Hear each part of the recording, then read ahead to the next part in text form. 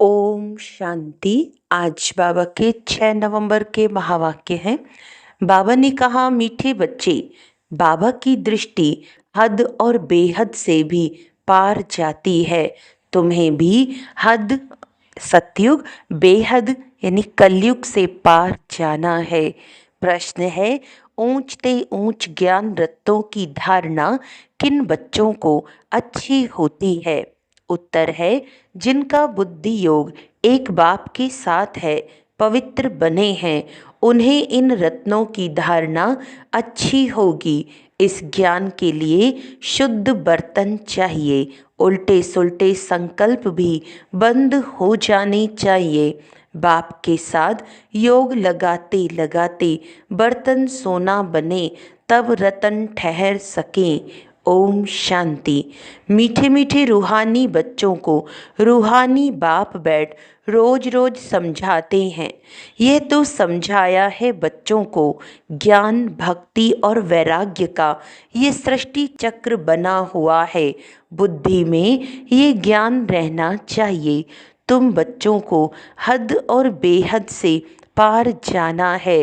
बाप तो हद और बेहद से पार है, उनका भी अर्थ समझना चाहिए ना। रूहानी बाप बैठ समझाते हैं। ये भी टॉपिक समझानी है कि ज्ञान भक्ति पीछे है वैराग्य। ज्ञान को कहा जाता है दिन, जबकि नई दुनिया है, उसमें ये भक्ति अज्ञान है नहीं, वह है हद की दुनिया, क्योंकि वहाँ बहुत थोड़े होते हैं।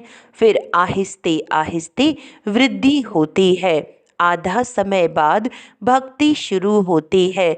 वहाँ संन्यास धर्म होता ही नहीं, संन्यास व त्याग होता नहीं।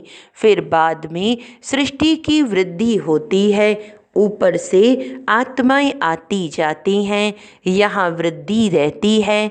हद से शुरू होती है, बेहद में जाती है। बाप की तो हद और बेहद से पार दृष्टि जाती है। जानते हैं हद में कितने थोड़े बच्चे होते हैं, फिर रावण राज्य में कितनी वृद्धि हो जाती है। अब तुमको हद और बेहद से भी पार जाना है। सतयुग में कितनी छोटी दुनिया है, वहाँ संन्यास व वैराग्य आदि होता नहीं। बाद में द्वापर से लेकर फिर और धर्म शुरू होते हैं। संन्यास धर्म भी होता है, जो घर बार का संन्यास करते हैं। सबको जानना तो चाहिए ना, उनको कहा जाता हठ योग और हद का संन्यास। सिर्फ घर बार छोड़ जंगल में जाते हैं। द्वापर से भक्ति शुरू होती है। ज्ञान तो होता ही नहीं। ज्ञान माना सतयुग त्रेता सुख, भक्ति माना अज्ञान और दुख। ये अच्छी रीति समझाना होता है। फिर दुख और सुख से पार जाना है, हद बेहद से पार। मनुष्य जांच करते हैं ना, कहाँ तक समुद्र है, आसमान है। बहुत कोशिश करते हैं, परंतु अंत पा नहीं सकते हैं। एरोप्लेन में जाते हैं, उसमें भी इतना तेल चाहिए ना, जो फिर वापस भी लौट सकें। बहुत दूर तक जाते हैं, परंतु बेहद में जा नहीं सकते, हद तक ही जाएंगे। तुम तो हद बेहद से पार जाते हो। अभी तुम समझ सकते हो। पहले नई दुनिया में हद है, बहुत थोड़े मनुष्य होते हैं, उसको सतयुग कहा जाता है। तुम बच्चों को रचना के आदि मध्य अंत की नॉलेज होनी चाहिए ना। यह नॉलेज और कोई में है नहीं। तुमको समझाने वाला बाप है, जो बाप हद और बेहद से पार है, और कोई समझा न सके। रचना के आदि मध्य अंत का राज समझाते हैं, फिर कहते हैं इससे पार जाओ। वहाँ तो कुछ भी रहता नहीं। कितना भी दूर जाते हैं, आसमान ही आसमान है। इनको कहा जाता है हद बेहद से पार। कोई अंत नहीं पा सकते, कहेंगे बेअंत। बेअंत कहना तो सहज है, परंतु अंत का अर्थ समझना चाहिए। अभी तुमको बाप समझ देते हैं।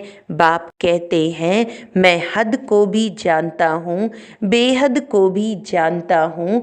फलाने फलाने धर्म, फलाने फलाने समय स्थापन हुए हैं। दृष्टि दी जाती है सतयुग की तरफ, सतयुग हद की तरफ, फिर कलयुग के बेहद तरफ।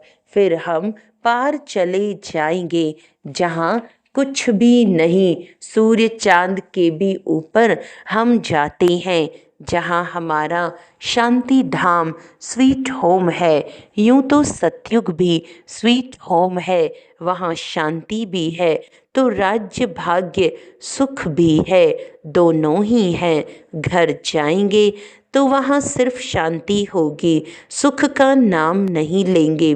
अभी तुम शांति भी स्थापन कर रहे हो और सुख शांति भी स्थापन कर रहे हो। वहाँ तो शांति भी है, सुख का राज्य भी है। मूल वतन में तो सुख की बात नहीं। आधा कल्प तुम्हारा राज्य चलता है, फिर आधा कल्प के बाद रावण का राज्य आता है। अशांति है ही 5 विकारों से। 2500 वर्ष तुम राज्य करते हो, फिर 2500 वर्ष बाद रावण राज्य होता है। उन्होंने तो लाखों वर्ष लिख दिया है, एकदम जैसे बुद्धू बना दिया है। 5000 वर्ष के कल्प को लाखों वर्ष कह देना बुद्धूपना कहेंगे ना। जरा भी सभ्यता नहीं है। देवताओं में कितनी दैवी सभ्यता थी, वह अब असभ्यता हो पड़ी है। कुछ नहीं जानते, आसुरी गुण आ गए हैं। आगे तुम भी कुछ नहीं जानते थे, काम कटारी चलाए आदि मध्य अंत दुखी बना देते हैं। इसीलिए इनको कहा ही जाता है रावण संप्रदाय। दिखाया है राम ने बंदर सेना ली, अब रामचंद्र त्रेता का, वहाँ फिर बंदर कहाँ से आए। और फिर कहते राम की सीता चुराई गई। ऐसी बातें तो वहाँ होती ही नहीं। जीव जानवर आदि 84 लाख योनियाँ जितनी यहाँ है, उतनी सतयुग त्रेता में थोड़े ही होंगी। ये सारा बेहद का ड्रामा बाप बैठ समझाते हैं। बच्चों को बहुत दूरांदेशी बनना है। आगे तुमको कुछ भी पता नहीं था। मनुष्य होकर और नाटक को नहीं जानते हैं।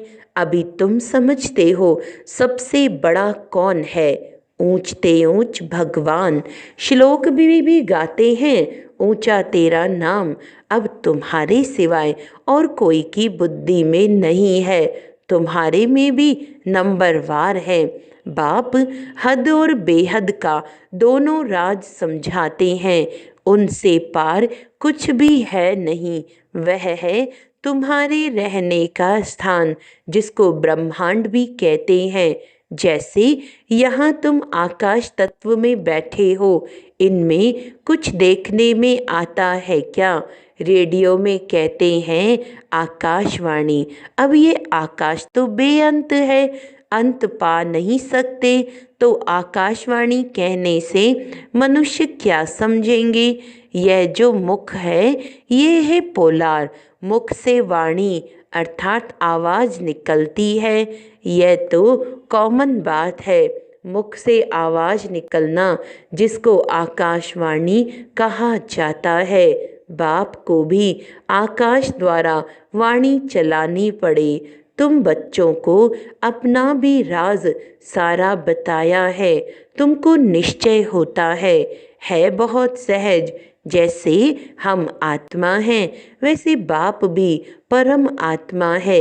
ऊंचते ऊंच आत्मा है ना। सबको अपना अपना पाठ मिला हुआ है। सबसे ऊंचते ऊंच भगवान, फिर प्रवृत्ति मार्ग का युगल मेरू, फिर नंबरवार माला देखो कितनी थोड़ी है, फिर सृष्टि बढ़ते बढ़ते कितनी बड़ी हो जाती है, कितने करोड़ दानों अर्थात आत्माओं की माला है। ये सब है पढ़ाई। बाप जो समझाते हैं उनको अच्छी रीति बुद्धि में धारण करो। झाड़ की डिटेल तो तुम सुनते रहते हो, बीज ऊपर में है। ये वैरायटी झाड़ है, इनकी आयु कितनी है। झाड़ वृद्धि को पाता रहता है तो सारा दिन बुद्धि में यही रहे। इस सृष्टि रूपी कल्प वृक्ष की आयु बिल्कुल एक्यूरेट है। 5000 वर्ष से 1 सेकंड का भी फर्क नहीं हो सकता। तुम बच्चों की बुद्धि में अब कितनी नॉलेज है, जो अच्छे मजबूत हैं। मजबूत तब होंगे जब पवित्र हों। इस नॉलेज की धारणा करने के लिए सोने का बर्तन चाहिए, फिर ऐसा सहज हो जाएगा जैसे बाबा के लिए सहज है। फिर तुमको भी कहेंगे मास्टर नॉलेजफुल। फिर नंबरवार पुरुषार्थ अनुसार माला का दाना बन जाएंगे।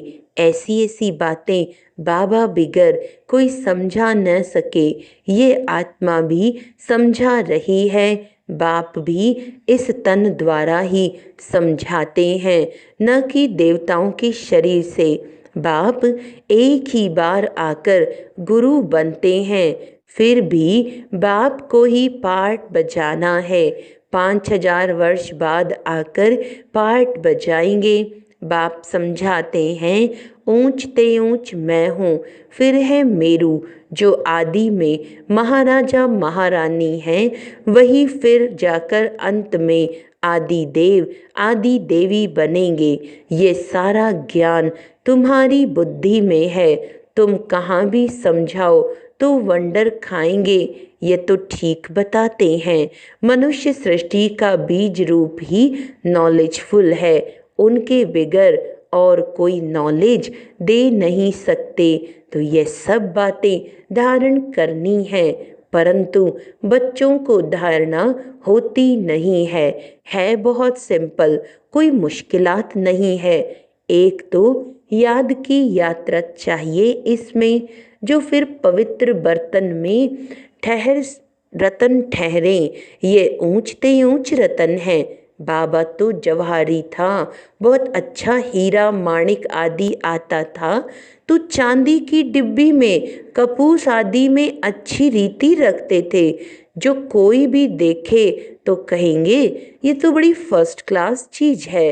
ये भी ऐसे है, अच्छी चीज अच्छे बर्तन में शोभती है। तुम्हारे कान सुनते हैं, उनमें धारणा होती है। पवित्र होगा, बुद्धि योग बाप से होगा तो धारणा अच्छी होगी, नहीं तो सब निकल जाएगा। आत्मा भी है कितनी छोटी, उनमें कितना ज्ञान भरा हुआ है। कितना अच्छा शुद्ध बर्तन चाहिए, कोई संकल्प भी न उठे।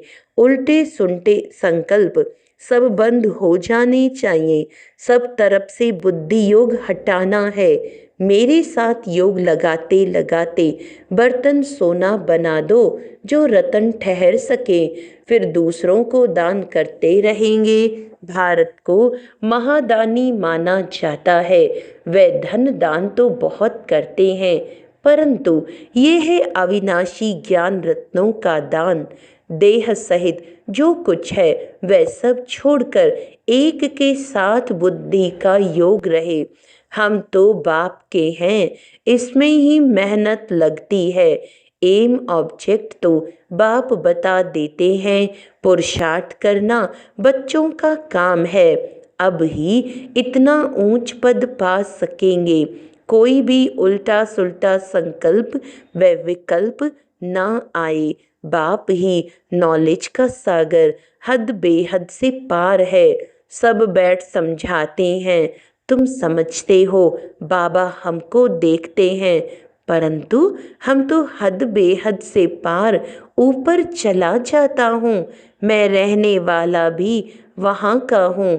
तुम भी हद बेहद से पार चले जाओ। संकल्प विकल्प कुछ भी ना आए, इसमें मेहनत चाहिए। गृहस्थ व्यवहार में रहते कमल फूल समान बनना है।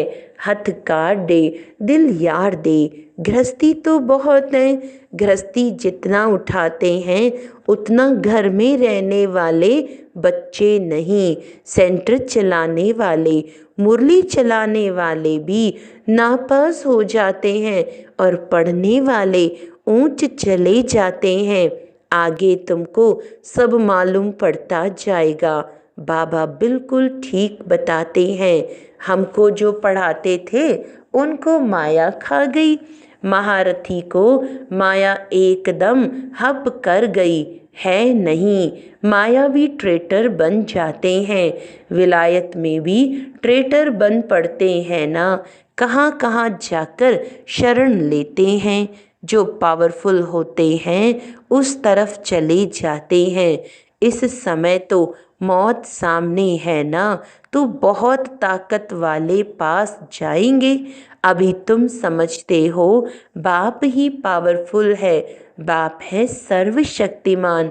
हमको सिखलाते सिखलाते सारे विश्व का मालिक बना देते हैं। वहाँ सब कुछ मिल जाता है।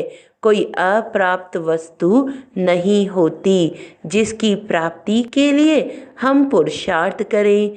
वहाँ कोई ऐसी चीज़ होती नहीं जो तुम्हारे पास न हो। सो भी नंबरवार पुरुषार्थ अनुसार पद पाते हैं। बाप बिगर ऐसी बातें कोई नहीं जानते। सब हैं पुजारी। भल बड़े बड़े शंकराचार्य आदि हैं। बाबा उन्हों की महिमा भी सुनाते हैं। पहले पवित्रता की ताकत से भारत को बहुत अच्छा थमाने निमित्त बनते हैं। सो भी जब सत्व प्रधान होते हैं, अभी तो तमो प्रधान हैं, उनमें क्या ताकत रखी है। अभी तुम जो पुजारी थे सो फिर पूज्य बनने का पुरुषार्थ कर रहे हो। अभी तुम्हारी बुद्धि में सारा ज्ञान है। बुद्धि में धारणा रहे और तुम समझाते रहो। बाप को भी याद करो। बाप ही सारी झाड़ का राज समझाते हैं। बच्चों को मीठा भी ऐसा बनने का है। युद्ध है ना, माया के तूफान भी बहुत आते हैं, सब सहन करना पड़ता है। बाप की याद में रहने से तूफान सब चले जाएंगे। हातिम ताई का खेल बताते हैं ना। मुँह लहरा डालते थे, माया चली जाती थी। मुँह लहरा निकालने से ही माया आ जाती थी। छुई मुई होती है ना, हाथ लगाओ तो मुरझा जाते हैं। माया बड़ी तीखी है। इतना ऊंच पढ़ाई पढ़ते पढ़ते बैठे बैठे गिरा देती है। इसीलिए बाप समझाते रहते हैं, अपने को भाई भाई समझो तो फिर हद बेहद से पार चले जाएंगे। शरीर ही नहीं तो फिर दृष्टि कहाँ जाएगी। इतनी मेहनत करनी है, सुनकर फा नहीं हो जाना है। कल्प कल्प तुम्हारा पुरुषार्थ चलता है और तुम अपना भाग्य पाते हो। बाप कहते हैं पढ़ा हुआ सब भूलो, बाकी जो कभी नहीं पढ़े हो वह सुनो और याद करो। उनको कहा जाता है भक्ति मार्ग। तुम राज ऋषि हो ना, जटाएं खुली हो और मुरली चलाओ। साधु संत आदि जो सुनाते हैं वह सब है मनुष्यों की मुरली। यह है बेहद के बाप की मुरली। सतयुग त्रेता में तो ज्ञान की मुरली की दरकार ही नहीं। वहाँ न ज्ञान की न भक्ति की दरकार है। ये ज्ञान तुमको मिलता है इस संगम युग पर और बाप ही देने वाला है। अच्छा, मीठे मीठे सिकिलदे बच्चों प्रति माता पिता बाप दादा का याद प्यार और गुड मॉर्निंग। रूहानी बाप की रूहानी बच्चों को नमस्ते। हम रूहानी बच्चों की रूहानी बाप दादा को याद प्यार गुड मॉर्निंग, नमस्ते नमस्ते नमस्ते जी। धारणा के लिए मुख्य सार है, बुद्धि में ज्ञान रत्नों को धारण कर दान करना है। हद बेहद से पार ऐसी स्थिति में रहना है जो कभी भी उल्टा सुल्टा संकल्प व विकल्प न आए। हम आत्मा भाई भाई हैं, यही स्मृति रहे। माया के तूफानों से बचने के लिए मुख में बाप की याद का मूलरा डाल देना है। सब कुछ सहन करना है, छुई मुई नहीं बनना है। माया से हार नहीं खानी है। वरदान है, सदा एक के स्नेह में समाये हुए एक बाप को सहारा बनाने वाले सर्व आकर्षण मुक्त भव। जो बच्चे एक बाप के स्नेह में समाये हुए हैं, वे सर्व प्राप्तियों में संपन्न और संतुष्ट रहते हैं। उन्हें किसी भी प्रकार का सहारा आकर्षित नहीं कर सकता। उन्हें सहज ही एक बाप दूसरा न कोई यह अनुभूति होती है। उनका एक बाप ही संसार है। एक बाप द्वारा ही सर्व संबंधों के रस का अनुभव होता है। उनके लिए सर्व प्राप्तियों का आधार एक बाप है, न कि वैभव व साधन। इसीलिए वे सहज आकर्षण मुक्त हो जाते हैं। स्लोगन है, प्रकृति को पावन बनाना है तो संपूर्ण लगाव मुक्त बनो।